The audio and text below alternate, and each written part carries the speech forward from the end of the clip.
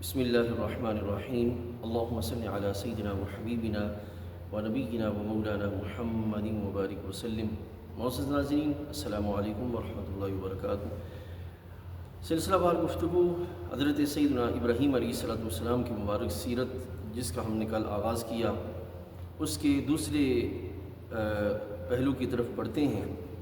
حضرت سیدنا ابراہیم خلیل اللہ علیہ السلام اللہ تعالیٰ جل وعلا کے جلیل القدر نبی ہیں۔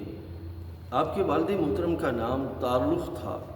قرآن مجید فرقان حمید میں آزر جو آیا ہے یہ آپ کے چچا ہے۔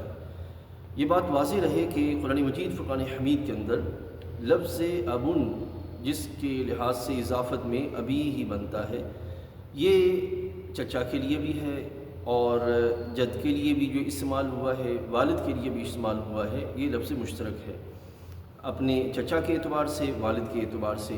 قرآن مجید فرقان حمید میں حضرت ابراہیم علیہ السلام چونکہ آپ بڑے مہربان تھے، ان ابراہیم لحلیم اوّاہ منیب، آپ بڑے حلم والے تھے اور بڑے مہربان تھے، نرم طبیعت کے تھے۔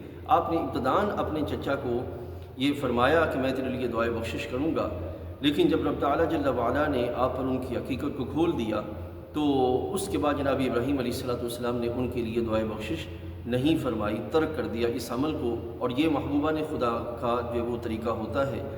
لیکن دوسری طرف اگر آپ غور کریے تو آپ کو قرآن مجید میں یہ دعا ملے گی، ربنا اغفر لی ولوالدی وللمؤمنین یوم یقوم الحساب۔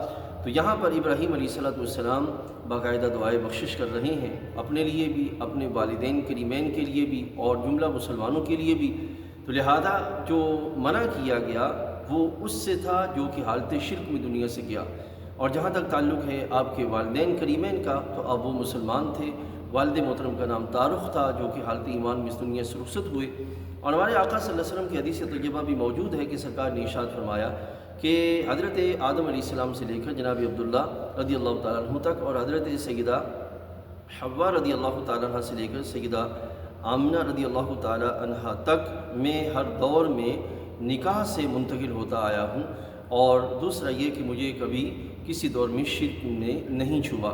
تو اس لحاظ سے حضرت ابراہیم علیہ السلام چونکہ ہمارے آقا صلی اللہ علیہ وسلم کی اوپر نسل مبارک میں حضرت اسماعیل علیہ السلام کے ابا جی حضور ہیں، تو اس اعتبار سے یہ پورا کا پورا سلسلہ ہی مومنوں کا سلسلہ ہے۔ اس میں کسی طرح پر جو اوپر والد در والد اور والدہ در والدہ کا جو سلسلہ، یہ سارے کے سارے ایمان کے دائرے میں رہے ہیں نبی علیہ السلام کی برکت سے۔